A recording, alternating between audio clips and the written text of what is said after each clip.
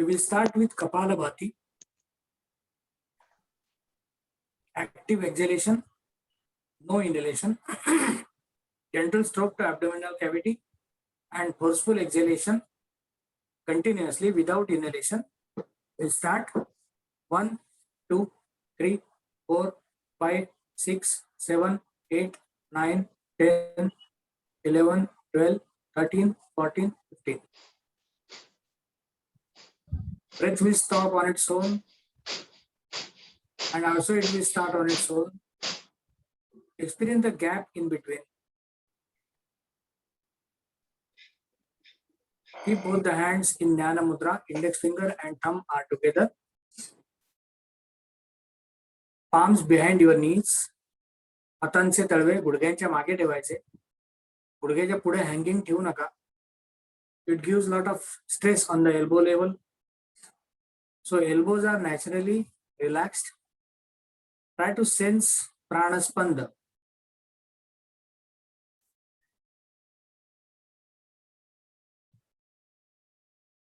दोन्ही बोटं ज्या ठिकाणी जोडली जातात त्या ठिकाणी प्राणस्पंदाचा जाणीवपूर्वक अनुभव.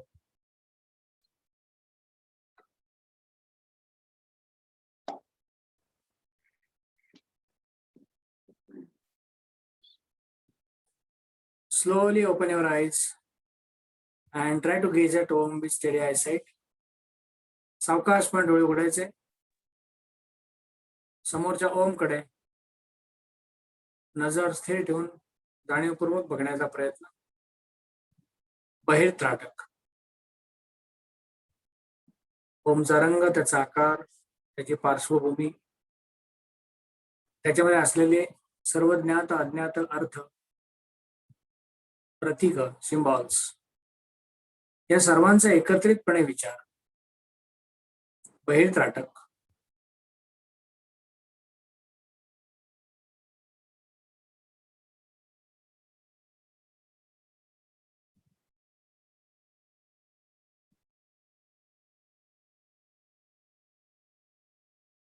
सावकाशपणे डोळे मिटून घ्यायचे.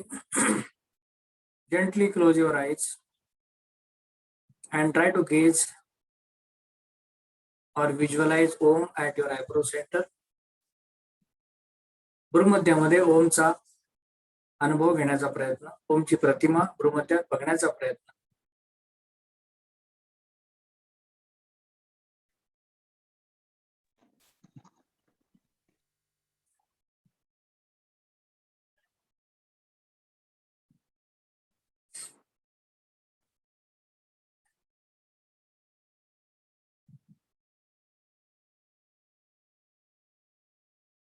आपण 11 वेळेला ओमचा उच्चार करणार आहोत. We are going to chant Om for 11 times. मकार लांबवलेला आहे. श्वासावरती आधारित हा उच्चार आहे. आपल्या सर्वांना आता हे टेक्निक माहिती आहे. स्टील ज्यांना माहिती नसेल त्यांचे सांगतो. भरपूर श्वास सोडताना घेतल्यानंतर सोडताना त्याचा कमी कालावधी ओचा उच्चार आहे आणि जास्ती कालावधी मचा उच्चार आहे. दोन उच्चारांच्या मध्ये अनुभव घेण्याचा प्रयत्न करायचा. We will chant 11 times. As we start chanting, as we proceed, we start getting complete peacefulness inside. आपल्याला आतमध्ये शांत प्रसन्न वाटायला लागतं. ती अनुभूती येते का याकडे लक्ष देत 11 वेळेला ओमचा उच्चार. पहिला उच्चार करण्यासाठी संपूर्ण श्वास सोडून द्यायचा. कम्प्लीट एक्झलेशन. थोडं थांबून दीर्घ श्वास घ्यायचा.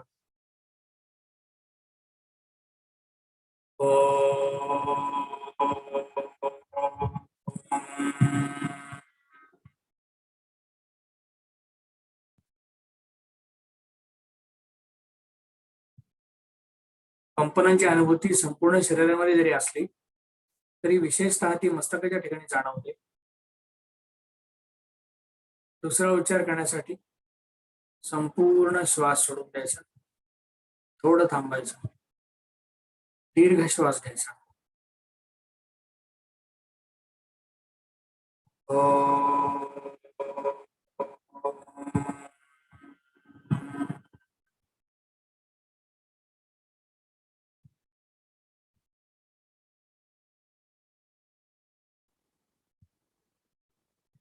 आंतरिक जाणीव, इनर अवेअरनेस.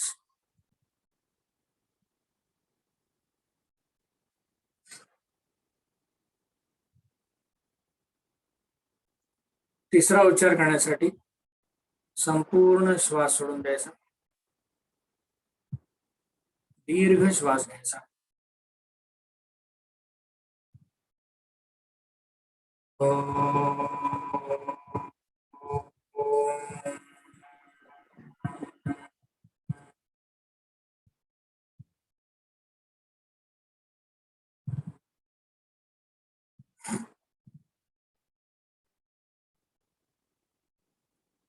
आंतरिक जाणीव, इनर अवेअरनेस.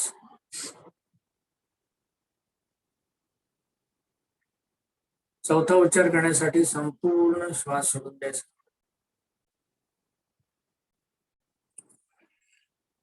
दीर्घ श्वास घ्यायचा.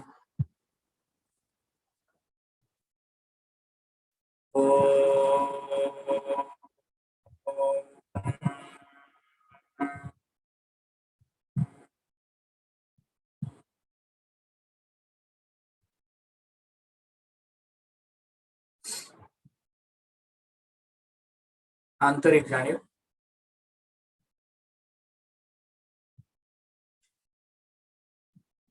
पाचवा उच्चार करण्यासाठी संपूर्ण श्वास सोडून द्यायचा, दीर्घ श्वास घ्यायचा.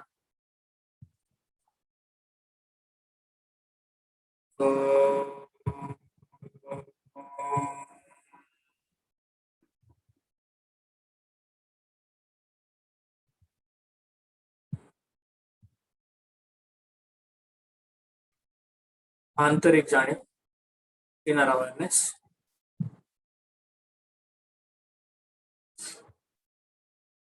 सहावा उच्चार करण्यासाठी संपूर्ण श्वास सोडून द्यायचा, complete exhalation, slow and deep inhalation.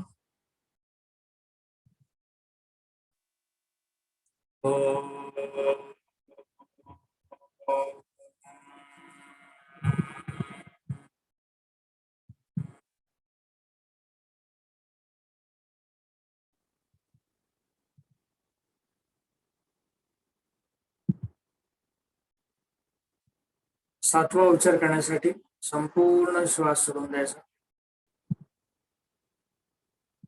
दीर्घ श्वास घ्यायचा.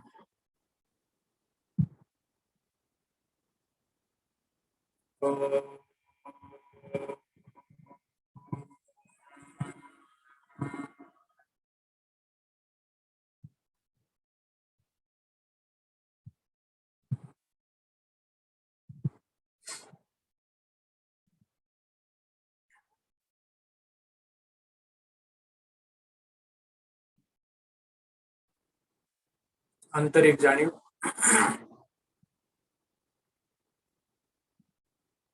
आठवा उच्चार करण्यासाठी संपूर्ण श्वास सोडून द्यायचा, दीर्घ श्वास घ्यायचा.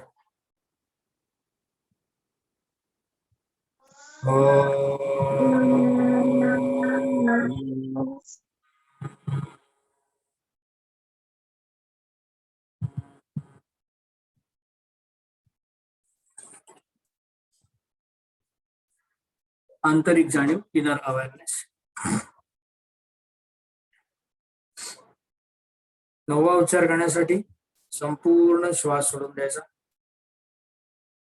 दीर्घ भरपूर श्वास घ्यायचा.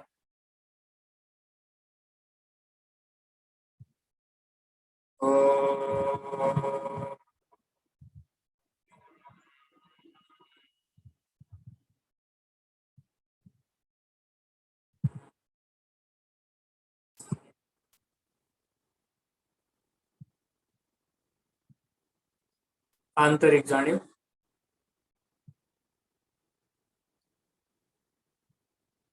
दहावा उच्चार करण्यासाठी संपूर्ण श्वास सोडून द्यायचा,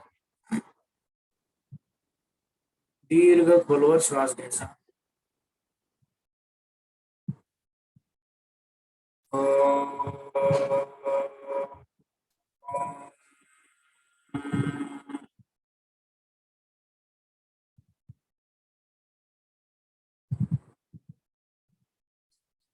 आंतरिक जाणीव, इनर अवेअरनेस.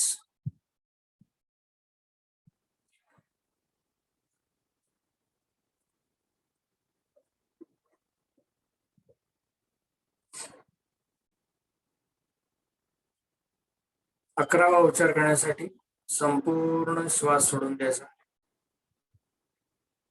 दीर्घ श्वास घ्यायचा.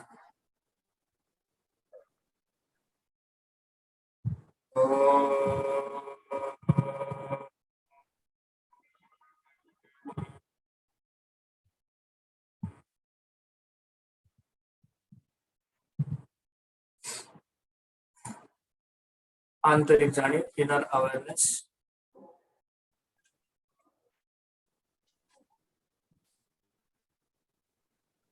मानसिक उच्चार, मनातल्या मनात उच्चार करताना कंपनांचा अनुभव काल्पनिक स्तरावर. श्वास सोडून द्यायचा, दीर्घ श्वास घ्यायचा.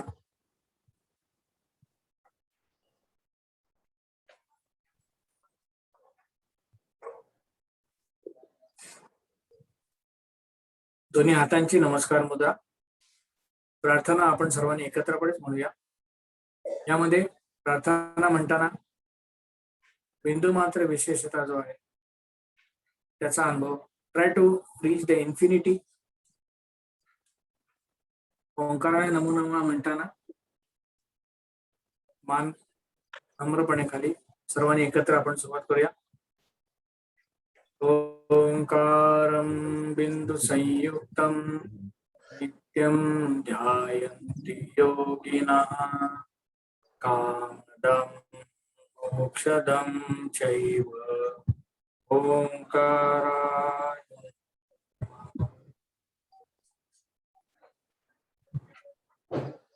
सावकाशपणे मान वर करायची, दोन्ही तळवे एकमेकांवर ठेवायचे. रब युअर पाम्स. शांतपणे ना हे नेहमी Give palming to your eyes, around your eyes, not to press eyes. Slowly remove the hands and open your eyes. समोरच्या ओमकडे बघायचं. हरि ओम तत्सत. आता याच्या पुढचा जो भाग आहे that I will hand over to Gore Madam Nandini. She will take you through some conceptual base and then we will start our practices. Nandini. हरिओम. हरिओम. काल आपण जे काही थोडस बघितलं ते 2 मिनिटात आपण त्याचा रिकॅप घेऊया. आपण काल भावनांविषयी बोललो आणि भावना ह्या विचारांपेक्षाही किती जलद गतीने पुढे धावत असतात आणि त्याचा अनुभव आपण सातत्याने घेत असतो आपण पाहिलं. जेव्हा भावना उद्दीपित होतात तेव्हा स्वाभाविकच सिम्पथेटिक नर्व्हस सिस्टम उद्दीपित होते, हेही आपण पाहिलं. त्याचं स्थान आपल्या स्पायनल कॉर्ड मध्ये मध्यभागी असतं, हेही आपण पाहिलं. त्यानंतर sympathetic nervous system is in sympathy with our emotions आणि त्यामुळे इमोशन्स आणि त्याचं अतिशय अतूट नातं आहे. त्यानंतर पॅरासिम्पथेटिक नर्व्हस सिस्टम, या दोन्ही सिस्टम विषयी आपण थोडंसं बोललो. त्यानंतर सिम्पथेटिक डिव्हिजनलाच फाईट अँड फ्लाईट मेकॅनिझम किंवा फाईट अँड फ्लाईट डिव्हिजन असंही म्हटलं जातं, कारण कुठल्याही तणावग्रस्त परिस्थितीमध्ये आपल्याला सिम्पथेटिक नर्व्हस सिस्टम ही त्या तणावाला सामोरं जायला, त्याचा सामना करायला आपल्याला मदत करत असते. आणि त्यानंतर आपण असं पाहिलं की इमोशनल एक्सप्रेशन्स जी आहेत ती बायोलॉजिकल असतात. म्हणजेच आपल्याला एखाद्या व्यक्तीमध्ये व्यंग असलं तरी सुद्धा ती गोष्ट आतून असल्यामुळे ती गोष्ट शिकून घेतलेली नसते, ती आतूनच असते. त्यामुळे आपण ह्या सर्व भावना ज्या आहेत त्या आपण स्वाभाविकपणे आतूनच नियमित स्तरावर अनुभवत असतो. आणि त्यानंतर आपण एक आपल्यासाठी ऍक्टिव्हिटी घेतली होती आणि ती अशी होती की आपण आपल्या मनात निर्माण होणाऱ्या ज्या भावना आहेत त्याची कुठेतरी दखल घेणार आहोत, त्याची कुठेतरी नोंद ठेवणार आहोत आणि ही ऍक्टिव्हिटी आपण डेली बेसिसवर करणार आहोत असं आपण काल म्हटलं होतं. आता आजच्या विषयाकडे जाताना आपण एका छोट्याशा गोष्टीने सुरुवात करूया. गोष्ट अशी आहे की ह्या सगळ्या ज्या भावना आहेत म्हणजे मुख्यत्वे करून 4 भावना, ज्याच्यामध्ये आनंद, दुःख, राग आणि भीती या 4 भावनांचा समावेश होतो. त्या 4 भावनांना असं वाटायला लागलं की माझं श्रेष्ठत्व हे सगळ्यात जास्त आहे, मी श्रेष्ठ आहे. आणि त्यातल्या त्यात आनंदासारखी जी सकारात्मक भावना आहे तिला तर फारच असं वाटायला लागलं की मीच काय ती श्रेष्ठ आहे आणि बाकीच्या ह्या सगळ्या नकारात्मक भावनांचं खरं तर काय काम आहे आयुष्यामध्ये? त्या नकोच आहेत खरं तर. उगाचच मध्ये मध्ये लुडबुड करत असतात. मग काय हे भांडण इतकं जुंपलं, की शेवटी सर्व भावभावना हमरी-तुमरीवर आल्या आणि त्यांनी ठरवलं, की आपण आता आपल्या महाराजांकडे जाऊया. आता बघा एखाद्या घरात मुलांमध्ये भांडण झालं म्हणजे हल्ली काही 4-4, 5-5 मुलं नसतात कुठल्या घरामध्ये. एखादंच मूल असतं बिचाऱ्यांना भांडायला सुद्धा कोणी नसतं. पण पूर्वी जेव्हा जास्त मुलं घरात असायची आणि त्यांची आपापसात काहीतरी लुटुपुटुची भांडणं व्हायची, तेव्हा साहजिकच महाराज म्हणजे कोण? तर त्यांचे आई-वडील. मग तसंच ह्या सगळ्या भावभावना गेल्या त्यांच्या महाराजांकडे म्हणजे मेंदू महाशयांकडे. कारण मेंदूमध्ये ह्या सगळ्या भावनांची उत्पत्ती आहे, तिकडे स्थान आहे त्यांचं. त्यामुळे त्या आपल्या पोहोचल्या मेंदू महाशयांकडे, महाराजांकडे आणि त्यांना म्हणायला लागल्या, की "बघा हो, आम्ही कसे श्रेष्ठ आहोत." आनंद ही भावना म्हणाली, की "मी सगळ्यात श्रेष्ठ आहे महाराज. कारण मी असते म्हणून सगळ्यांचं आयुष्य किती सुंदर होतं." या सगळ्या बाकीच्या भावना दुःख काय, राग काय, भीती काय, ह्या तर अगदी नुसत्या त्रासदायक भावना आहेत आणि त्या नसलेल्याच बऱ्या. त्यामुळे मीच श्रेष्ठ आहे. मेंदू महाशय म्हणाले, की "अहो, असं भांडू नका. तुम्ही चारही इक्वली महत्त्वाचे आहात." जसं आपण काल म्हटलं, की एव्हरीबडी इज युनिक. तसं you all four are unique and you all four are required. So असं कोणीही भांडाभांडी काही करू नका. तुम्ही सगळ्या जणी छान गुण्या-गोविंदाने राहा बरं. पण काय करणार? शेवटी एकदा भांडण जुंपलं, की जसे आपणही थांबत नाही, तशा त्या भावनांनाही काही थांबायचं नव्हतं. मग मेंदू महाशय म्हणाले, की "ठीक आहे, आपण एक काम करूया, आपण एक प्रयोग करूया. आपण एका गावातल्या गावकऱ्यांवर आपला हा जो प्रयोग आहे, हे जे मॉडेल आहे किंवा आपल्याला जो रिसर्च करायचा आहे, त्यासाठीचा आपला सॅम्पल साइज म्हणजे काय तर एक अख्खं गाव, त्या गावातली सर्व लोकं. तर आपण आता आजपासून मी असं करतो, की एक-एक आठवडा एक-एक भावनेसाठी देतो. आणि त्या गावातल्या सर्व व्यक्तींना, सर्व गावकऱ्यांना त्या भावनेचा एक मस्त अनुभव घेता येईल असं पाहतो. अर्थातच सगळ्यात पहिला क्रमांक लागला आनंदाचा. कारण आनंद ही श्रेष्ठ भावना. त्यामुळे तिला वाटत होतं नाही, नाही आपणच काय ते पहिले आलो पाहिजे. मेंदू महाशय म्हणाले, "हरकत नाही. चला तुमचा पहिला नंबर." आणि मग आनंदाच्या लाटेवर सर्व गावकरी साहजिकच स्वार झाले. कारण त्यांच्या मेंदूतल्या सगळ्या मेकॅनिझम्सनीच असा काही बदल घेतला, वेग घेतला, की आता फक्त आनंद या भावनेचीच त्यांना अनुभूती यायला लागली. झालं असं, की त्याच रात्री त्या गावामध्ये काही हिंस्त्र पशु शिरले. आता गाव असते, आजूबाजूला जंगल होतं. जंगलातून वाघ, सिंह असे काही हिंस्त्र पशु त्या गावात शिरले. झालं असं, की सगळी मंडळी आनंद मनवण्यात बिझी. कोणी गातंय, कोणी नाचतंय, कोणी काय मस्त खातंय, पितंय. कोणाचं कशाचकडे लक्ष नाहीये, कारण आता फक्त आनंदात डुंबायचंय. असं झाल्यानंतर जेव्हा त्या वाघांनी आक्रमण केलं आणि ते जेव्हा घुसले सगळ्या गावामध्ये, तेव्हा लोकं आनंद मनवण्यात मशगूल असल्यामुळे कोणीच त्या वाघांचा म्हणावा तसा प्रतिकार केला नाही. कारण वाघांचा प्रतिकार करण्यासाठी मंडळी आपल्यामध्ये भीती ही भावना निर्माण पाहिजे आणि ती झालीच नाही. कारण सगळे आनंदात होते. काय होणार दुसरं? वाघांना जी कोणी मुलं, बाळं जे कोणी लागलं हाताशी, त्यांना वाघाने फस्त केलं. एक आठवडा संपत आला. त्यानंतर होती दुःखाची पाळी. झालं असं, की गावात ही इतकी भयंकर घटना घडल्यामुळे हळू-हळू जेव्हा आनंद या भावनेचा जोर कमी व्हायला लागला क्या आणि क्लास है? 7 दिवसांनी जेव्हा आपल्या मेंदू महाशयांनी भावना बदलली, तेव्हा दुःख ही भावना उद्दीपित झाली आणि गावकऱ्यांच्या लक्षात आलं, की "अरे बापरे! हे काय होऊन बसलंय?" आणि त्यांना अतिशय शोक, दुःख व्हायला लागलं. झालं असं, की त्याच आठवड्यात गावातल्या सरपंचांच्या मुलीचं लग्न होतं. आता सरपंचाच्या मुलीचं लग्न म्हणजे सर्वांना विवाह सोहळ्याचं आमंत्रण होतं. आजच्या काळातला काही तो कोविड विवाह नव्हता. त्यामुळे 25च लोकं, 50 लोकं असं काही नव्हतं. सगळं गाव लोटणार होतं विवाहासाठी. विवाहाची जय्यत तयारी झाली होती. पण काय करणार? सगळ्या गावावर दुःखाची अवकळा. कारण हा आठवडा दुःखाच्या भावनेचा होता. त्यामुळे सगळे गावकरी लग्नाला मात्र गेले. पण अगदी कसंसं, रडत-भेकत, "काय हो आता सरपंचांच्या मुलीचं आज लग्न होतंय," असं म्हणत लग्नाला गेले. जिथे आनंदोत्सव मनवायचा, तिथे माणसं रडत होती.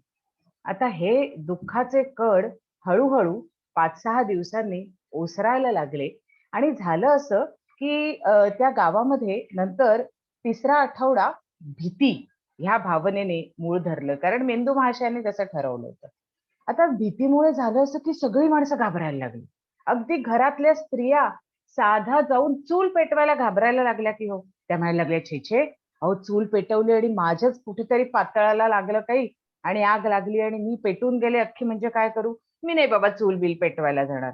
शेतकरी म्हणाले, नको बाबा, मी तिकडे शेतात जाईन आणि काहीतरी झालं म्हणजे अचानक काय वीज कोसळली, झाड पडलं, काहीतरी आपत्ती आली, नको बाबा, मला तर फार भीती वाटायला लागली. मी काही शेतात बितात जाणार नाही. झालं सगळं गाव उपाशी. कारण घरात काही शिजेना, शेतात जाऊन काही काम होईना, काहीच घडेना. त्यामुळे गावाचे खाण्यापिण्याचे सुद्धा वांदे व्हायला लागले, जो तो भीतीने गांगरून घरात बसला.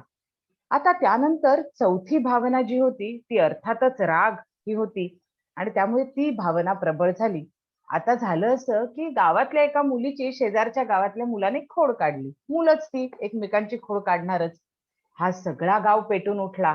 काय? असं काय? आमच्या गावातल्या मुलीची छेड काढतो म्हणजे काय? आणि सगळा गाव हाताला जे काही लागेल ते सगळं घेऊन त्या गावात जाऊन घुसला आणि त्या गावातल्या मुलाला त्यांनी बेदम चोपून काढलं. इतकं की आता त्या मुलाचा जीव जातो की काय इथपर्यंत वेळ आली. शेवटी हाही आठवडा संपला आणि ह्या सगळ्या 4 भावना पुरेपूर अनुभवून झाल्यानंतर सगळ्या भावनांच्या हे लक्षात आलं, की आपण भलतीच काहीतरी गडबड करून बसलो बुवा. ह्या 4 आठवड्यात आपण काही कमावलं तर नाहीच, पण भरपूर काही गमावलं. आनंदाच्या क्षणी आनंद नाही अनुभवला. भीतीच्या क्षणी भीतीची भावना निर्माण न झाल्यामुळे आपल्या गावातली काही मुलं आपल्याला गमवायला लागली. त्यानंतर जिथे राग मर्यादित स्वरूपात यायला पाहिजे, त्याच्याऐवजी तो अति जास्त प्रमाणात आल्यामुळे आपण तिथेही खूप काही गमावून बसलो. त्यामुळे त्यांनी शेवटी मेंदू महाशयांना सांगितलं, की असं काही नका करू प्लीज. पुन्हा एकदा आम्हाला आमच्या पूर्वस्थितीला आणा आणि सगळ्या गावकऱ्यांच्या मनात सर्व भावना ह्या योग्य वेळी निर्माण होतील असं पहा. अर्थातच तसं मेंदू महाशयांनी केलं, कारण त्यांना उमगलं, की ह्या सगळ्या भावभावनांना आपली चूक कळली आहे, त्यामुळे त्यांना क्षमा करूया. आणि त्यानंतर पुन्हा एकदा गावातले सगळे गावकरी ह्या सगळ्या भावना योग्य रीतीने अनुभवू लागले. मित्रांनो, ही गोष्ट आपल्याबरोबर शेअर करण्याचं महत्त्व ह्यातच आहे, की ह्या ज्या सगळ्या भावभावना आपल्या मनात निर्माण होतात, त्यांच्याविषयी एक भीती आपल्या मनात असते, की नको बाबा हे मला दुःख नको. देवाकडे आपण काय मागतो? मागितलंच कधी तर आपण म्हणतो, "सगळं सुख समृद्धी दे रे बाबा, मला अजिबात दुःख देऊ नकोस." व्हेअरएज असं म्हटलं जातं, की अनेक संत किंवा महात्म्यांनी देवाकडे दुःख मागितलंय. सातत्याने दुःख मागितलं. का मागितलं? कारण मला देवाची सतत आठवण व्हावी यासाठी मागितलं. तो मुद्दा वेगळा आहे. पण सांगायचा मुद्दा हा, की ह्या सर्व भावना सकारात्मक, नकारात्मक कुठल्याही असल्या, तरी सुद्धा आपल्याला त्या भावनांचं जे काही आहे, तो अनुभव आपल्याला घ्यायचा आहे आणि तो अनुभव आपण घेत असताना आपल्याला कुठेतरी सातत्याने हे पाहायचं आहे, की या भावनांचा मी आदर करणार आहे. जेव्हा मी त्या भावनांचा आदर करायला शिकीन, तेव्हाच कुठेतरी मला त्या भावनांविषयी प्रेम वाटेल, आत्मीयता वाटेल आणि प्रत्येक भावना मी त्या ठिकाणी योग्य रीतीने जगायला सुरुवात करेन. याच्या पुढचा जो भाग आहे, की ज्याच्यामध्ये आपण भीतीविषयी आज थोडंसं सखोलत्वाने जाणून घेणार आहोत. त्यासाठी मला शेअर करायचंय स्क्रीन. तर मी प्रयत्न करतेय, पण मला वाटतं होस्टना थोडं एनेबल करायला लागेल. एक सेकंद. हो.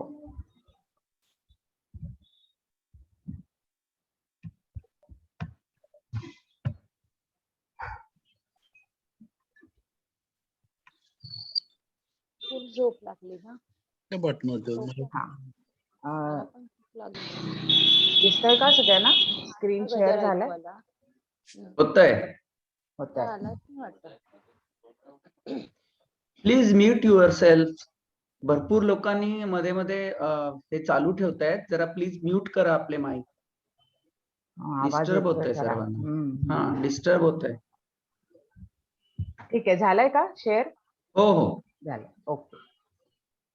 आपण कालचा तर आपल्याला दिवस जो होता तो मी स्क्रीन शेअर नाही करू शकले.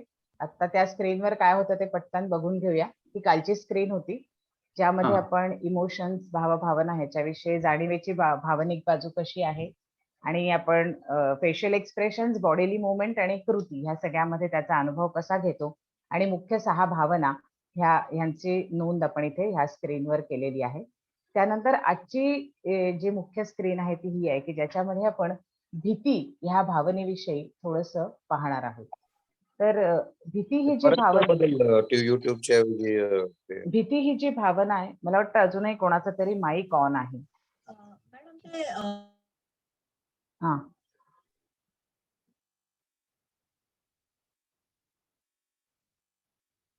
हा, सगळ्यांना दिसतंय का आता स्लाइड? आता मोठं झालंय. थोडं हा, हो थोडं दिसतंय. मोठं कर. थोडं मोठं. अच्छा. स्लाइड शो करा, स्लाइड शो.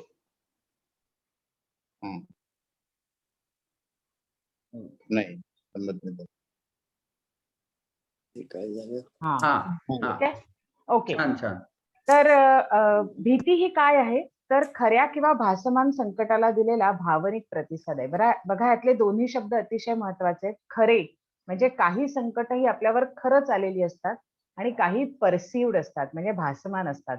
सध्या भीती ही कशाची आहे ते आपल्या सर्वांना ठाऊक आहे.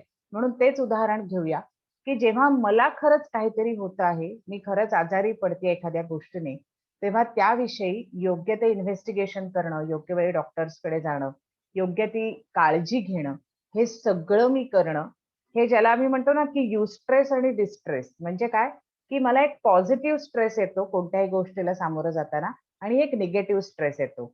जोपर्यंत तो स्ट्रेस पॉझिटिव्ह असतो म्हणजे युस्ट्रेस असतो, तोपर्यंत मी त्या गोष्टीसाठी स्वतःला चांगलं तयार करते. उदाहरणार्थ उद्या एखाद्या विद्यार्थ्याची परीक्षा आहे आणि तो जर गेले 4 दिवस नुसताच खेळत राहिला, तर त्याला परीक्षेचा करता येईल का हो? नाही येणार. त्याला परीक्षेत स्वाभाविकतःच खूप छान उत्तरं नाही लिहिता येणार. पण जर त्याने युस्ट्रेस घेतला, म्हणजेच काय, एक पॉझिटिव्ह स्ट्रेस, हलकासा ताण, की हो आता 4 दिवसावर परीक्षा आली आहे, मला अभ्यास नीट केला पाहिजे. तर निश्चितपणे तो परीक्षेत अव्वल गुणांनी चांगला पास होऊ शकतो. म्हणजेच कोणताही ताण जेव्हा येतो किंवा कोणतंही संकट जेव्हा येतं, तेव्हा ते खरं मानून त्याला आपण योग्य प्रमाणात थोडासा तणाव घेऊन त्यासाठी स्वतःला तयार करणं, हे अतिशय गरजेचं आहे आणि हा योग्य भावनिक प्रतिसाद आहे. पण जेव्हा भासमान संकटाला आपण प्रतिसाद द्यायला लागतो, म्हणजे बघा, आपल्या ओळखीतली, आपल्या नात्यातली, आपल्या शेजारच्या सोसायटीतली किंवा समाजातली आपल्याला ठाऊक असलेली एखाद्या व्यक्तीचं जेव्हा कोरोनामुळे निधन होतं दुर्दैवी किंवा काही कारणांमुळे काही ती व्यक्ती परत एकदा आपल्यामध्ये येऊ शकत नाही किंवा त्याचा आजार खूप बळावतो, महिनोन-महिने हॉस्पिटलायझेशन करायला लागतं. तेव्हा त्या गोष्टीशी आपण स्वतःला खूप असोसिएट करतो. दुःख कुठे किंवा भीती कुठे निर्माण होते? तर भीतीचं स्थान हे इथे आहे, की जेव्हा मी स्वतः असोसिएट करते त्या व्यक्तीच्या मृत्यूबरोबर किंवा त्या व्यक्तीला जे काही महिनाभर हॉस्पिटलाइज करायला लागलं त्या गोष्टीबरोबर स्वतःला असोसिएट करते, तेव्हा मी एक भासमान संकट किंवा भीती माझ्या समोर तयार करते, की म्हणजे मला पण असंच काहीतरी होईल, मी पण इतके दिवस हॉस्पिटलाइज होईन किंवा माझ्या घरातली एखादी व्यक्ती मला गमवावी लागेल. हे जे फिअर ऑफ लुझिंग आहे, ते खूप प्रबळ होतं. मग विचार हा करायचा की आत्ता काही झालंय का माझ्या घरात? आत्ता मला काही झालंय का? म्हणजे स्वतःला कुठेतरी आपण समजावायचं कसं, हे सुद्धा आपण पॅरलली थोडंसं बघतो आहोत, की भासमान संकट येणार आहे, पण त्याला मला हा प्रतिसाद भीतीचा देण्याची गरज आहे का? ते संकट भासमान आहे हे मी ओळखलं पाहिजे आणि स्वतःचं त्याच्याबरोबरचं जे असोसिएशन आहे, ते जर मला कुठेतरी थांबवता आलं आणि मला एवढंच म्हणता आलं, काय सांगू, काल ना आमच्या शेजारच्या त्या गृहस्थांचा अतिशय दुर्दैवी अंत झाला. अशा पद्धतीने कोरोनाने ते जायला नको होते. इथे मला थांबता आलं पाहिजे. कारण ते खरं आहे, ते सत्य आहे. त्यामुळे आपण कुठेतरी स्वतःला हळू-हळू ही पण सवय लावायला घेऊया, की मी जी गोष्ट जशी आहे ती फॅक्च्युअल बेसिसवर डेफिनेटली पाहणारे, एक्सेप्ट करणारे, त्याच्यापासून पळणार नाही. पण ती गोष्ट लक्षात घेत असताना मला स्वतःला, माझ्या कुटुंबाला त्याच्याशी असोसिएट करून भविष्यात जाऊन भीतीची वलय तयार करणार नाही. इथे मला थांबता आलं पाहिजे. मग ही भीती ही जी भावना आहे, आपण पुढच्या मुद्द्याकडे येतोय, ती अतिशय मूलभूत आहे. जसं म्हटलं, कालही म्हटलं, भावभावना अतिशय मूलभूत आहेत, नैसर्गिक आहेत. त्यातली भीती ही जी भावना आहे ती तर अतिशय नैसर्गिक आहे. कारण प्रत्येक प्रजाती, जेवढ्या स्पेशीज आहेत, त्या प्रत्येक स्पेशीमध्ये भीती आहेच. आणि प्रत्येक इव्होल्युशनचा भाग होत असतानाही, कोणतीही प्रजात पुन्हा नव्याने तयार होत असताना, एका प्रजातीतून दुसरी निर्माण होत असतानाही भीती ही जशीच्या तशी पुढे जात असते. आणि त्याचं मुख्य कारणच हे आहे की जर भीती नसेल तर त्या प्रजातीचं सर्व्हायव्हल हेच कठीण होऊन जातं. आणि म्हणून ही अतिशय मूलभूत, गरजेची, प्राचीन आणि अतिशय हार्डवेअर, ज्याला आपण रक्तात भिनलेली अशी भावना म्हणतो, ती आहेच आहे. आणि मगाशी म्हटलं तसं आपल्याला ह्या भावनेचा सन्मान करायला शिकलं पाहिजे, कारण ही भावना आहे म्हणून आज आपण आहोत. जर आपले पूर्वज असं म्हणाले असते की ह्या भीती वगैरे काय रे, आम्ही कोणाला घाबरत नाही, आम्ही सगळ्यांवर जाऊन अटॅक करतो, तर कदाचितच मानव प्रजात राहिली सुद्धा नसती. त्यामुळे आपली प्रजात आज जिवंत असण्याचं, शिल्लक असण्याची भीती हे एक मुख्य भावना आहे. तिसरी गोष्ट आपण तीच मांडली. चौथी गोष्ट आपण म्हटली ती म्हणजे लढा, पलायन आणि भीती. काल आपण जे 3 शब्द म्हटले किंवा फाईट, फ्लाइट अँड फ्राईट हे जे 3 ते शब्द आहेत, त्या गोष्टी कुठलाही स्ट्रेस आल्यानंतर एकतर माणूस रागावतो, पेटून उठतो आणि लढा द्यायचा प्रयत्न करतो, किंवा माणूस त्यापासून पलायन म्हणजे पळून जाण्याचा प्रयत्न करतो. आणि तिसरा म्हणजे कधी-कधी तो अतिशय भीतीने थिजून गेल्यासारखी त्याची अवस्था होते. आता भीती जी आहे ती सौम्य, मध्यम, तीव्र अशा तिन्ही स्वरूपाची असते. ती कशी काय असते ती आपण पुढच्या स्लाइडवर बघणार आहोत. म्हणून मी फक्त पुढचा एक शेवटचा पॉइंट 1 मिनिटात डिस्कस करते, की जेव्हा ही भीती मोठ्या प्रमाणावर मूळ धरते, तेव्हा संशय आणि काळजी म्हणजे जी भविष्यातली काळजी आहे त्यासाठीचं सुद्धा जे स्थान आहे, जी सुरुवात आहे, ती या भीतीमध्ये होत असते. भविष्यात काय होईल? माझ्याबरोबर असंच होईल का? मग आता हे कधी उघडेल? मग हे असंच राहणार आहे का? मला मुलाचं किंवा मुलीचं लग्न करायचं आहे. मग मला पुढच्या वर्षी केलं तर 25च माणसं बोलावता येतील का? अनेक गोष्टी आपल्याला काळजीला विषय नाही लागत. खूप विषय असतात आपल्याकडे आणि आपण ते भविष्यात जाऊन सगळ्या विषयांची काळजी करत राहतो. पण त्या सगळ्याचं कारण जे आहे ते म्हणजे आहे भीती. आणि दुसरं मुख्य म्हणजे संशय. आज बघा आपल्या शेजारून जाणाऱ्या व्यक्तीवर सुद्धा आपला विश्वास नाहीये. आपल्या घरी येणारी कामवाली असेल, पेपर देणारा मुलगा असेल, दूधवाला असेल, अजून कोणी रोजच्या परिचयातली माणसं असतील, त्या प्रत्येकाकडे एका संशयी वृत्तीने जरा आपल्या समोर येऊन ती व्यक्ती खोकली, तर इमॅजिन करूया आपण, की जर एक अर्ध मिनिट, पाव मिनिट ती व्यक्ती खोकते, तिला ढास लागली, काहीतरी गेलं श्वासनलिकेतने, तर आपण शांत राहू का हो? आपण एक तरी सल्ला नक्की देऊ. "बघ गं बाई, उद्या जरा जाऊन ये डॉक्टरकडे, जरा चेक करून घे, का खोकतेस एवढी?" म्हणजेच काय? हा सल्ला आपण 1.5 वर्षापूर्वी नसता दिला, पण तो आज देतोय. त्याचं कारण हे आहे, की मनात जी संशयाची सुई शिरलेली आहे, ती जिथे-तिथे मला तेच दिसायला लागलंय. तर कुठेतरी हा जो संशयाचं हे जे मूळ ज्या भीतीमध्ये आहे, ती भीती मला विवेकाने, कुठेतरी विचाराने हळू कमी करायला घ्यायचे, त्याकडे लक्ष द्यायचंय. मगाशी म्हटलं तसं सौम्य, मध्यम आणि तीव्र भीती ह्याविषयी आपण 1-2 मिनिटात बोलूया आणि मी थांबते. एखाद्या गोष्टीविषयी आपण जेव्हा ऐकतो काहीतरी, तेव्हा मनात थोडी चलबिचल होणं ही सौम्य प्रकारची भीती आहे. जसं मगाशी उदाहरण घेतलं, की असं काही आपल्या शेजारी-पाजारी नातेवाईकात एखादी जर दुर्दैवी घटना घडली, तर ती गोष्ट ऐकल्यावरही आपण अगदी निवांत राहणं, जणू काही काहीच झालं नाहीये. अशा पद्धतीने आपलं काम पुढे सुरू ठेवणं हे कदाचित केवळ संत महात्म्यांनाच जमू शकतं. कारण ते त्या पातळीवर पोहोचलेले आहेत. त्यांच्यासाठी सुख-दुःखे समीकृत्वा लाभालाभौ जयाजयौ ही स्थिती त्यांनी प्राप्त केलेली आहे. आपण सर्वसामान्य माणसं आहोत. आपल्यासाठी ही स्थिती प्राप्त होणं इतकं सहजी शक्य नाही. त्यामुळेच आपल्या मनात चलबिचल होणं हे अगदी स्वाभाविक आहे. आपण त्याचा पूर्णपणे स्वीकार करूया, की मनात चलबिचल होणार आहे. दिवसभरात अधूनमधून त्याविषयी विचार येणं, परंतु कोणतीही भावनिक आंदोलन नसणं फारशी, ही सुद्धा एक सौम्य प्रकारचीच भीती आहे. आणि जर तो विषय दिवसभर एखादा दिवस टिकला, 2 दिवस टिकला, तरीही आपल्याला त्याविषयी फार लक्ष द्यायचं गरज नाहीये. कारण काय? एखादी गोष्ट घडल्यानंतर आपण म्हणतो ना, की काळ हे औषध असतं. तसे 1-2 दिवस आपल्याला तो त्रास होऊ शकतो आणि त्याच्यामुळे तो त्रास तेवढाच जर झाला आणि थांबला, तर फार काही लक्ष द्यायचं कारण नाहीये. पण जर पुन्हा-पुन्हा विचार येत राहिले, कोणत्याही कामातून थोडासा जरी वेळ मिळाला, की परत तोच विचार. कोणत्याही कामातनं बाहेर आलं, परत तोच विचार. आडवं पडलं, झोपायला गेलं, तोच विचार. जेवायला बसलं, तोच विचार. प्रत्येक गोष्ट करताना सतत जर तो विचार मला त्रास देत असेल आणि जर तो काही काळ म्हणजे 2-4 दिवस नाही, अजून दीर्घकाळ माझ्याबरोबर वावरत असेल, तर मला हे नक्की लक्षात घ्यायला हवं, की आता माझी भीती सौम्याकडून मध्यमाकडे नक्की गेलेली आहे.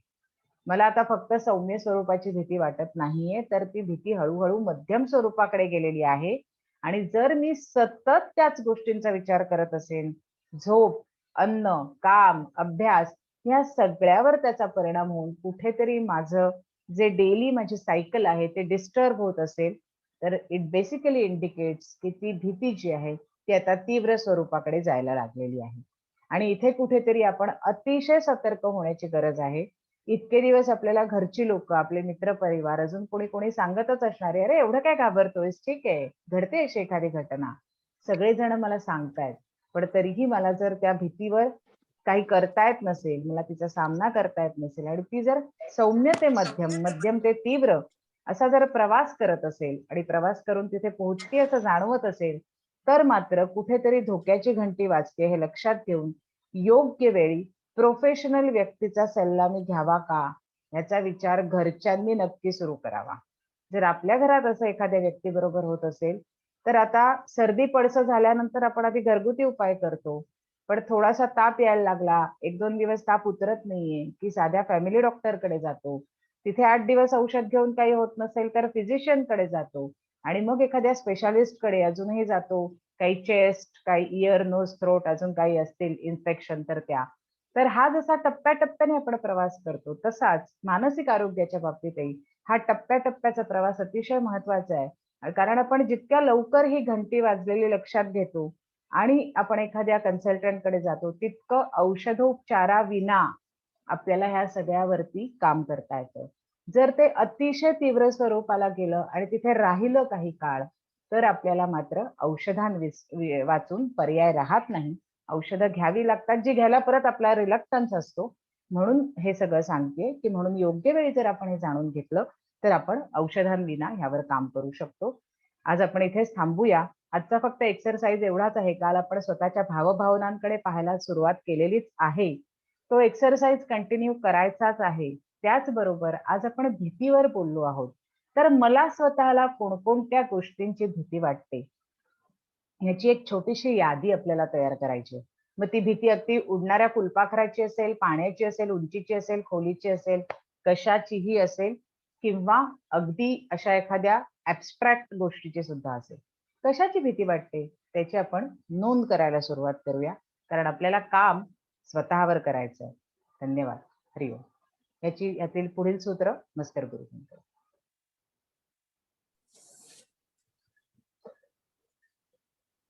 हरिओम. छान.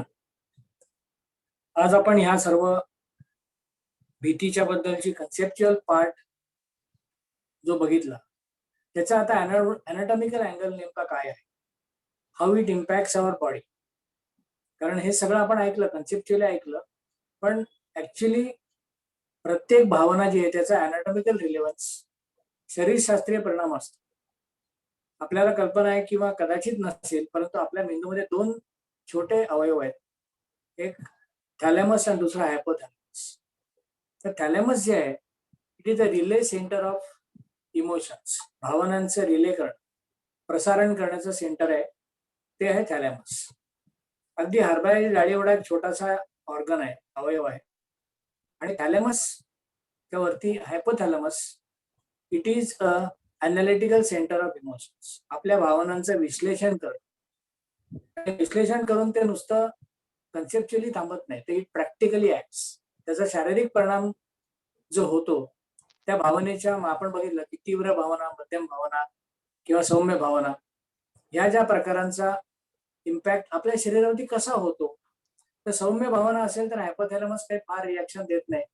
There is no need to take action, असा सिग्नल संपूर्ण शरीराला जातो आणि मग आपल्या व्यवहार चालू असतात. आपण नेमकं तेच आता बघितलं कन्सेप्च्युअल. ते प्रॅक्टिकली घडताना जेव्हा भावना तीव्र होतात, कुठली भावना असेल, म्हणजे आनंदाची असेल किंवा भीतीची असेल किंवा रागाची असेल, संतापाची असेल, दुःखाची असेल, त्या भावनेचा परिणाम अनालिसिस करताना असं जाणवतं हायपोथॅलेमसला की there is a need to take any action. मग ऍक्शन वरती सुरुवातीला केमिकल लेवलला ऍक्शन होते. That happens through some secretion of hormones. मग ते ग्लँड्युलर लेवलला किंवा आपल्या अंतःस्रावी ग्रंथी संस्थेला एक सूचना मिळते आणि मग it start secreting certain hormones. मग ते हार्मोन्स फायटिंग असतील किंवा ते पॅसिफाईंग असतील किंवा ते क्युअरिंग असतील, त्यांचं काम झालं की मॅटर संपलं. परंतु हे जेव्हा परसिस्टंटली व्हायला लागतं, वेन इट हॅपन्स कॉन्स्टंटली, म्हणजे तीव्रतेचाही कडेलोट होतो, त्यावेळेला या भावनेचा ग्रिप किंवा त्याची पकड असते ती हायपोथॅलमस वरती पडते आणि it is not able to tackle that situation, ते हँडल करू शकत नाही. So it shifts it to the endocrine system. मग एंडोक्राईन सिस्टीम वरती असं काही अलर्ट येतो की साधी झुळूक आली तरी मोठं वादळ येणार आहे अशी सूचना शरीराला मिळते आणि मग सगळा पुढचा केवास सुरू होतो body. So body starts misbehaving आणि नेमकं हाच भाग आपण पकडून आपली प्रोसेस सुरू करणार.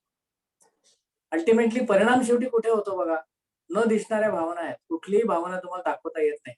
माझा राग 4.5 किलोचा आहे, माझी भीती 2 किलोची आहे, असं आपण नाही दाखवू शकत. पण परिणाम मात्र माझ्यावरती दिसतं. तो कुठे दिसतो? टँजिबली माझ्या शरीरावरती दिसतो. So we start from the body. आपला जो योगाचा भाग आहे तो शरीरापासूनच आपण सुरू करतो. We are not going to directly handle the emotions. कुठल्याही भावनेला आपण डायरेक्टली हँडल करणारच नाही होत, कारण आपल्याला माहितीच नाही की आता माझ्या मनात कुठली भावना आहे. आता माझ्या मनात भावना एकच आहे की मला नीट भावना ओळखता आल्या पाहिजेत, त्याच्यावरती मला नियंत्रण मिळवता आलं पाहिजे. And that should not over power. त्या माझ्यावरती स्वार होता का म्हणे, मला त्यांना मॅनेज करता आलं पाहिजे. हा एकच विचार आपल्या मनामध्ये असल्यानंतर we have to start from the body. मग ते शरीराची सुरुवात जेव्हा मी करतो तेव्हा माझा प्रवास उलटा सुरू होतो. भावनेचा परिणाम सुरू झाला हायपोथॅलमस मध्ये. It impacted my endocrine glands and it started creating the chaos in my body. मग माझ्या शरीराला कंप सुटतो, हातापायांच्यातलं बळ निघून जातं, पोटात खड्डा पडा. असं खड्डाबिड्डा काही पडत नाही पोटात. कसा खड्डा पडेल मला सांगा, शक्य आहे का? What is that all dialogues we utter. आपण हे सगळे डायलॉग मात्र त्याचा नेमका रिलेव्हन्स काय असतो, तर there is a change in the blood circulation. Blood circulation माझं मेंदूकडे जास्त जातं, कारण भावनांचा प्रचंड परिणाम पडलेला आहे. सो पोटाकडलं रक्त पहिले मेंदू खेचून घेतो. सो तिथे खड्डा पडला.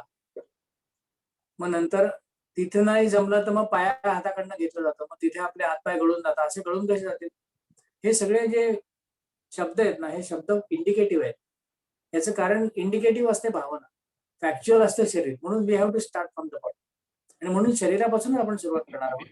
तर आज आपल्या शरीराच्या स्तरावरती आपल्याला काही साध्या सोप्या हालचाली शिकायच्या, ज्याला आपण सूक्ष्म व्यायाम असं म्हणतो. सूक्ष्म व्यायाम म्हणजे काय? तर impact is on micro level and use is of macro level. शरीराच्या स्थूल स्नायूंचा वापर करायचा आहे आणि त्याच्या माध्यमातून सूक्ष्म स्तरावरती जायचं. अगदी साध्या सोप्या हालचाली तुमच्यापैकी बहुतेकांना त्या माहिती पण असतील, आपण शिकलेलं पण असू कुठेतरी. परंतु प्रत्येक वेळेला शिकताना रेलेव्हन्स वेगळा असतो, संदर्भ वेगळा असतो. गोष्ट तीच असते, there is nothing new ingredient. पण प्रत्येक स्टॉलवरचा बटाटा वेगळा का लागतो? Because preparation is different, objective is different. नेमकं तेच आपल्याला करायचंय. तो सूक्ष्म व्यायामाचा भाग आपण बघूया. त्यासाठी सर्वांनी दोन्ही पाय सरळ करून बसायचं. माझ्या मते ह्या कृती आपल्याला बघून पण करता येतील. So we need not waste time in see and then do. दोन्ही हात पाठीमागे आहेत, पाय जोडलेले आहेत. सुरुवातीला पायाच्या बोटांची हालचाल आपण करणार आहोत. आता या ठिकाणी आपल्याला करायचे काय? फक्त मेकॅनिकल मुवमेंट न करता try to associate your mind with this action. आपल्या मनाला या कृतीशी जोडण्याचा प्रयत्न करा. म्हणजे फक्त मनाने पाय हलवायचे नाहीत, शरीराने पाय हलवायचे, परंतु मनाशी त्याचा संबंध आहे का? हे बेंड करताना काय नेमकं मनात भावना येते, स्ट्रेच करताना काय भावना येते, या सगळ्याचा थोडासा विचार करत association of mind and body 5 वेळेला. त्यानंतर 5 वेळेला अँकल स्ट्रेच, पावलं पुढच्या दिशेला ताणायची, थोडं थांबून पाठीमागे बेंड करायची. ताण देताना असं इमॅजिन करा की माझी भावना मी खूप ताणली, आणि बेंड करताना अशी इमॅजिन करा की मी तिला खूप कॉम्प्रेस केली. When I reach this 2 ends of the pendulum, when we stop we come to normal. तुमच्या लक्षात येईल की आपण खूप ताण दिला आणि खूप कॉम्प्रेस केलं, आणि जेव्हा आपण थांबतो त्यावेळेला आपल्याला संतुलनाची भावना मनात निर्माण होते. This is the way in which we have to associate the action with the process. 5 वेळेला हे केल्यानंतर त्या भागामध्ये किंचित थांबून काय नेमकं घडतंय याकडे लक्ष द्यायचं. तिथे आपल्याला मोकळेपणा निश्चितपणे जाणवतो, बियॉन्ड डाऊट.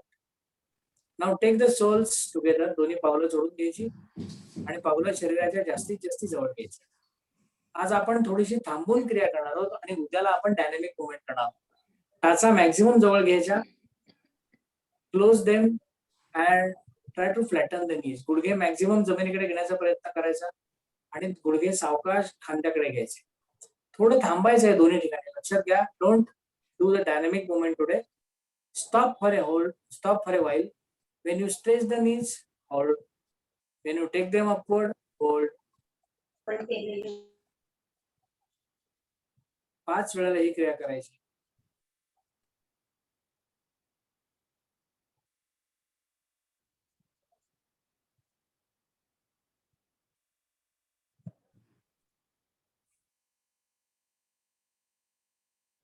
त्यानंतर पाय सरळ करून हात पाठीमागे ठेवायचे आणि काही क्षण अगदी शांत बसून राहायचे. See, you start getting some sensation, some tingling feeling from toes to pelvic joints. आपल्या पायांच्या अंगठ्यापासून ते पेल्विक जॉईंट पर्यंत तुम्हाला काहीच फ्लोईंग आहे का, तिथे काहीतरी फिरतंय, हलतंय असं वाटलं पाहिजे असं कंपल्शन नाही, परंतु बऱ्यापैकी ही सेन्सेशन कॉमन असते. आता साधी मांडी करून बसायचं सर्वांनी. Sit with stable sitting posture. Now will do with the hands. आता दोन्ही हात समोर घ्यायचे. हातांची बोटं मॅक्झिमम स्प्रेड करा. Spread them to the maximum. सर्व दिशांनी बोटं पाठवायची. तीनही फोल्ड्समध्ये दुमडायचे आणि अंगठ्यावरती आपली 4 बोटं ओव्हरलॅप करायची. Don't cover the thumb like this. ताण आणि हातावरती 4 बोटांची पेर. Stretch, hold, press, hold. 5 वेळा, 5 times.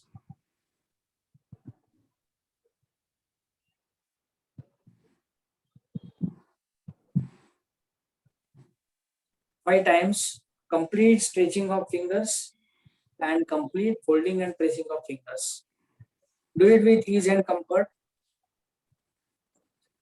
There is a great amount of blood circulation changes when we do this action. Then keep the loose fist and slowly rotate the fist. हळूहळू आपल्या मनगटाचा भाग फिरवायचा. Clockwise 5 times, anti-clockwise 5 times.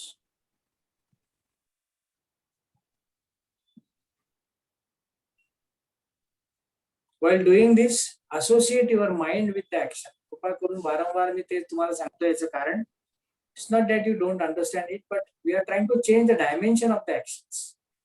त्यानंतर तळवे सिलिंगच्या दिशेला, elbow folding and unfolding of elbow. कोपराचा सांधा.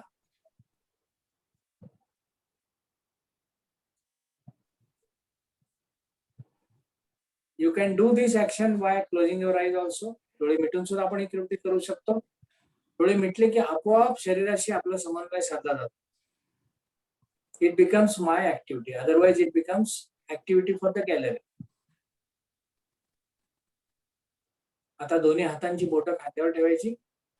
Join your elbows in front. कोपरं पुढे जोडून घ्यायची. Take your elbows upward. सावकाशपणे कोपरं वर घ्यायची. श्वास घ्यायचा. Bring down elbows from back side. श्वास सोडायचा. Associate your action and breathing. Slow action and slow breathing. मान सरळ ठेवण्याचा प्रयत्न. Keep the neck straight. 5 वेळेला. कोपरं मॅक्झिमम वर घ्यायची, मॅक्झिमम मागे घ्यायची आणि मागून खाली आणण्याचा प्रयत्न. Try to do it slowly. पुढून मागे 5 वेळा केल्यानंतर आता खालून मागे न्यायची कोपरं आणि वरनं खाली आणताना श्वास सोडायचा. खालून वरती नेताना श्वास घ्यायचा, वरनं खाली आणताना श्वास सोडायचा. Do this with ease and comfort. सावकाशपणे ही क्रिया करा. संपूर्णपणे आपल्याला या कृतीशी जोडण्याचा प्रयत्न करा.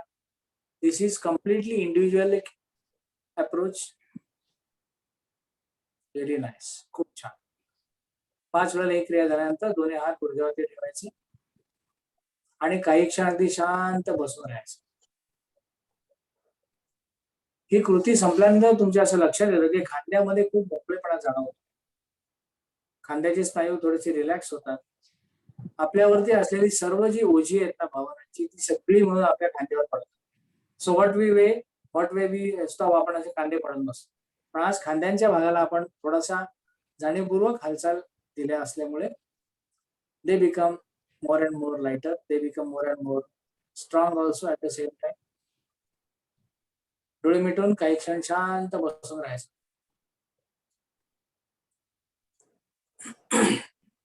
या संपूर्ण 10 दिवसामध्ये आपली जी प्रक्रिया असणार आहे ती कृतीची खूप कमी आहे आणि मानसिक स्तरावरती जास्ती आहे. We are trying to associate our mind every point of time what we are doing. जे काय आपण करणार आहोत त्या प्रत्येक गोष्टीशी आपलं मन जोडण्याचा आपण प्रयत्न करणार आहोत. त्याकडे विटनेसिंगच्या प्रोसेस मधून बघणार आहोत. आता काही क्षण फक्त शांत श्वासाकडे लक्ष द्यायचं. Just observe your incoming and outgoing breath.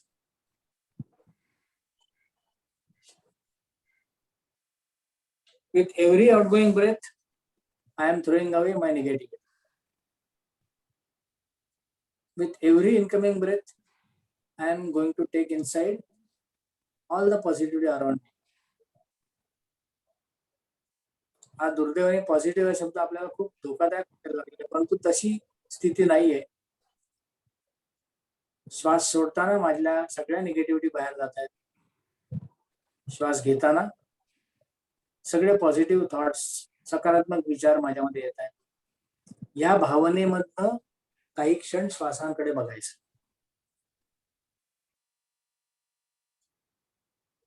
Slow breathing करा. डीप ब्रिदिंगची गरज नाही आता. संथ श्वसन आपल्याला खरं सांगायचं ना आता कोणी शिकवलेलंच नाही. आपल्याला डीप ब्रिदिंग शिकवलेलं आहे, आपल्याला भरपूर श्वास घेणं, भरपूर सोडणं हे शिकवलं. पण तो संथ श्वसन, स्लो ब्रिदिंग, नदीचा प्रवाह प्रत्येक ठिकाणी खळखळा नसतो. काही ठिकाणी तो अगदी शांत असतो.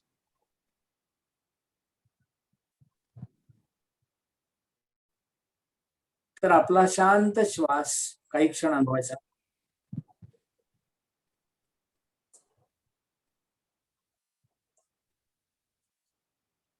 आणि अजून शांततेचा अनुभव घेण्यासाठी आता आपण 10 मिनिटं योगनिद्रेचा अभ्यास करणार आहोत. त्यानंतर प्रॅक्टिस योगनिद्रा. त्यासाठी डाव्या कुशीवरती वळून सावकाशपणे पाठीवरती पडायचे. Slowly lie down on the back. Always turn to left side and then go on the back. आपण बऱ्याच वेळा सरळ पाठीवरती पडतो, सरळ उठतो. तसं न करता आजपासून ती सवय बदलायची. जे काही वर्ष योग शिकलेले त्यांना ही कल्पना आहे, पण ज्यांना कदाचित जे नवीन असतील, they should ensure that they should lie down on the back by turning to left side. डावीकडे वळायचं आणि सावकाश पाठीवरती पडायचं. हळूहळू पाठ टेकवायची जमीन. आता योगनिद्रेची स्थिती करण्यापूर्वी शरीराच्या अवस्थेकडे आपण लक्ष देऊया. आपल्या दोन्ही पायांच्या मध्ये थोडंसं अंतर आहे, 8 ते 10 इंचाचं. पायाची करंगळी, last toe is tilted towards ground. जमिनीकडे आपला पायाचा भाग टिल्ट झालेला आहे. टाचा आतमध्ये, अंगठे बाहेर. दोन्ही हात शरीरापासून थोड्याशा अंतरावरती. हातांचे तळवे सिलिंगच्या दिशेला. बोटं अर्धवट मिटलेली, अर्धवट उघडलेली. Palms are towards ceiling.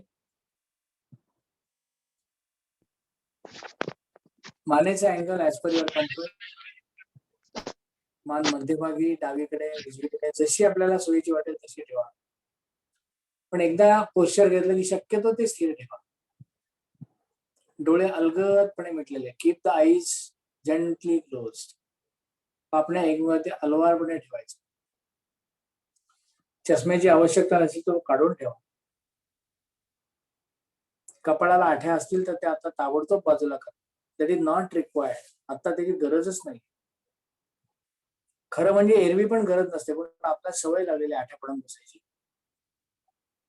खूप लोक अशी असतात, आठ्या पडून बसलेले असतात फॉर व्हॉट एव्हर रिझन. ते खरं तर काही कारणच नसतं, पण ते सवय लागलेली. या क्षणी ती सवय आपण थोडी कमी करण्याचा प्रयत्न करूया. Keep the blissful face. हे पोश्चर जे आहे ना, हे पोश्चर खूप महत्वाचं आहे. The moment you take this posture, you start feeling that you are relax. तुम्हाला खूप बरं वाटायला लागतं. नुसतं या पोश्चर मध्ये पडलं तरी सुद्धा बरं वाटतं. मग ह्याच पोश्चर मध्ये आपण एरवी जेव्हा पडतो त्या झोप का लागत नाही? हा महत्वाचा मुद्दा आहे.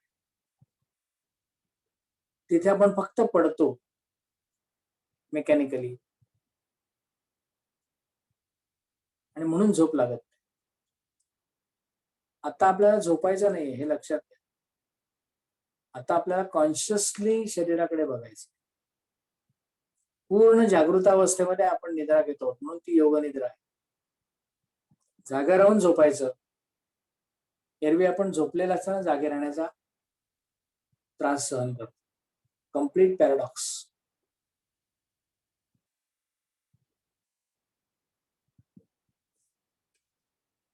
Just observe your body from bottom to top. पायांच्या बोटापासून ते डोक्यापर्यंत तुमचं संपूर्ण शरीर डोळे मिटून त्याचं अवलोकन करायचं. Just travel through the body.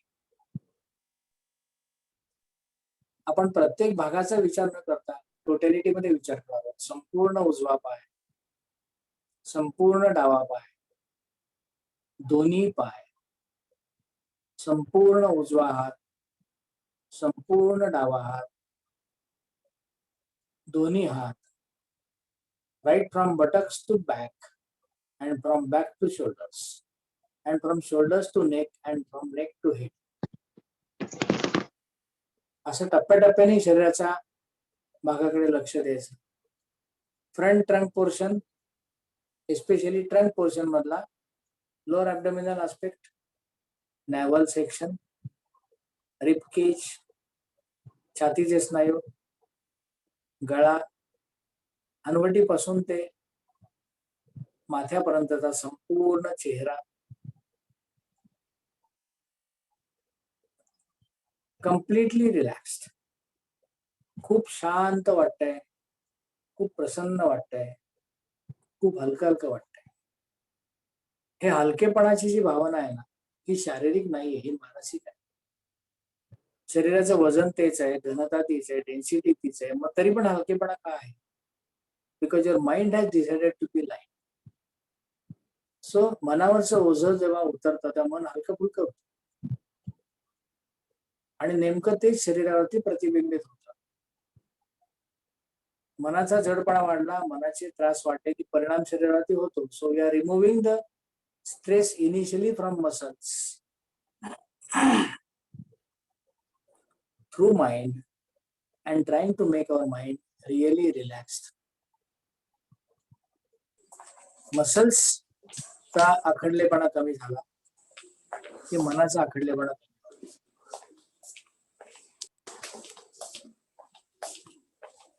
Just enjoy the blissful face and peaceful mind.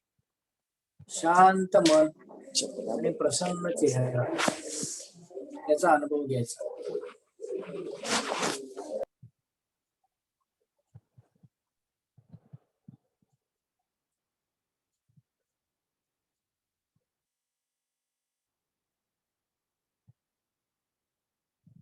काही क्षणानंतर आपण झोपेच्या बाजूने झोपायला लागतो, परंतु जाणीवपूर्वक स्वतःला बॉर्डरलाईन वरती ठेवा.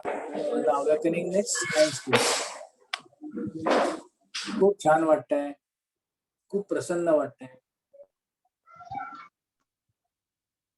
कम्प्लीट बॉडी रिलॅक्सेशन, संपूर्ण शारीरिक शिथिलता आणि त्याचा अनुभव.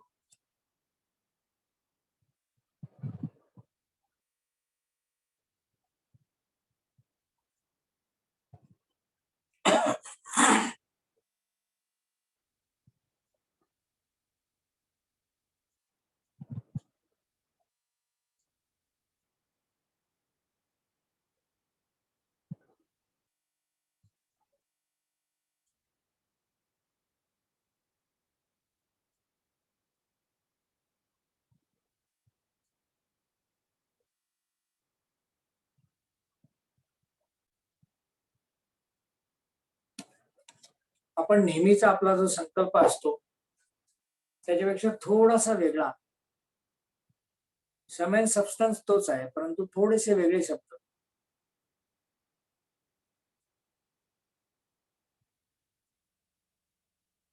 माझ्या सर्व भावना संतुलित आहेत. माझ्या सर्व भावना संतुलित आहेत.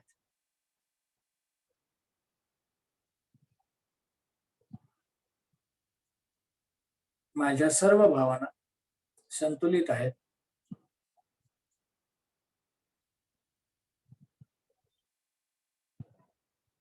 माझ्या सर्व भावना संतुलित आहेत. All my emotions are balanced. All my emotions are balanced.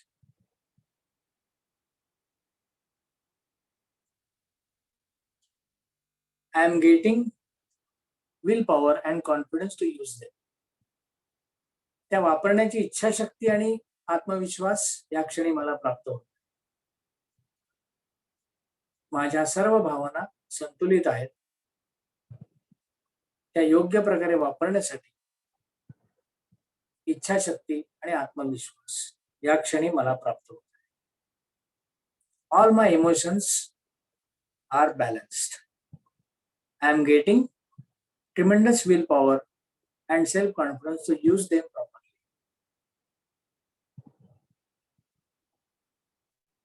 I know this is something new we are trying to imbibe. All my emotions are balanced. I am getting tremendous willpower and self-confidence to use them properly. माझ्या सर्व भावना संतुलित आहेत.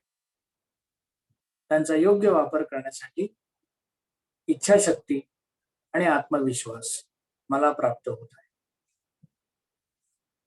We will share this thought on the group. Don't worry.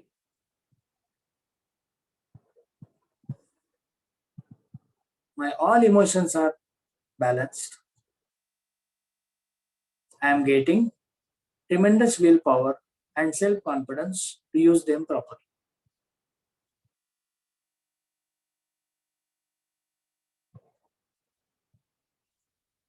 Now be aware of surrounding. आसपासच्या वातावरणाची जाणीव. लांबून येणारे आवाज, जवळून येणारे आवाज, त्याकडे थोडस लक्ष. संपूर्ण तणावरहित शरीराकडे लक्ष. एक आंतरिक शांतीचा अनुभव या क्षणी जो येतोय त्याचा जाणीवपूर्वक अनुभव, त्याची जाणीव. ही जी आंतरिक शांती आहे ना, ही संपूर्ण दिवसभर आपल्या बरोबर आहे.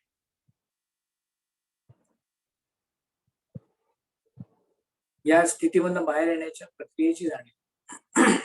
त्यासाठी हातापायांच्या थोडीशी हालचाल. Have a gentle movement in hands and legs. मान डावीकडे उजवीकडे थोडीशी फिरवायची. शरीर किंचित ताणायचं. Give a gentle stretch to the body. Totally relax your body. And slowly turn to your left side. सावकाशपणे डाव्या कुशीवरती वळायचं. डावा हात डोक्याखाली घ्यायचा, उजवा हात समोर ठेवायचा. Keep the right hand on the ground. म्हणजे बॅलन्स साधला जातो, थोडं डुगडुगायला होत नाही. या स्थितीत थोडस थांबल्यानंतर हातांच्या आधाराने अगदी सावकाशपणे उठून बसायचं. Come to sitting position very slowly. डोळे मिटलेलेच आहेत. Keep the eyes closed. आपण दोन्ही हात जोडून शांतीपाठ आपल्यापैकी सर्वांना, बऱ्यापैकी लोकांना माहिती आहे. ज्यांना माहिती नाही त्यांनी एक दोन दिवस ऐकायचं आणि देन फॉलो करायचं. डोळे मिटून आपण सर्वांनी एकत्रच शांतीपाठ म्हणूया. ओम पूर्णमद पूर्णमिदं पूर्णात् पूर्णमुदच्यते पूर्णस्य पूर्णमादाय पूर्णमेवावशिष्यते. ओम शांती शांती शांती. दोन्ही हात गुडघ्यांमध्ये ठेवायचे. एक प्रणवोच्चार आपण करणार आहोत खालच्या पट्टीतला मकार लांबवलेला. Whenever we are prolonging our makar, it takes us to the deeper and deeper level of peacefulness and relaxation. संपूर्ण श्वास सोडून द्यायचा, complete exhalation. दीर्घ खोलवर श्वास घ्यायचा.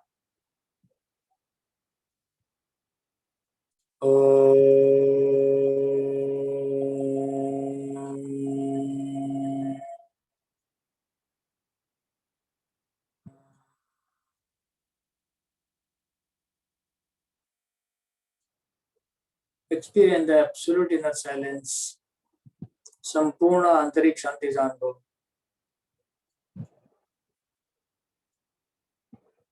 Now rub your palms. दोन्ही हात वरती सोडायचे. दोन्ही हात डोळ्यांच्या भोवती ठेवायचे. Keep the palms around your eyes. Slowly open your eyes and try to gaze at home. तिथून सुरुवात तिथे शेवट. हरि ओम तत्सत, हरि ओम तत्सत, हरि ओम तत्सत. आपण इथे थांबूया. All of you have a very wonderful day. खूप छान तुमचा दिवस जाओ. आनंदी राहा, सुखी राहा आणि सर्वांच्या बरोबर शांतपणे वागा. हा 10 दिवसाचा आपलं रेझोल्युशन आहे. आपण इथे थांबूया.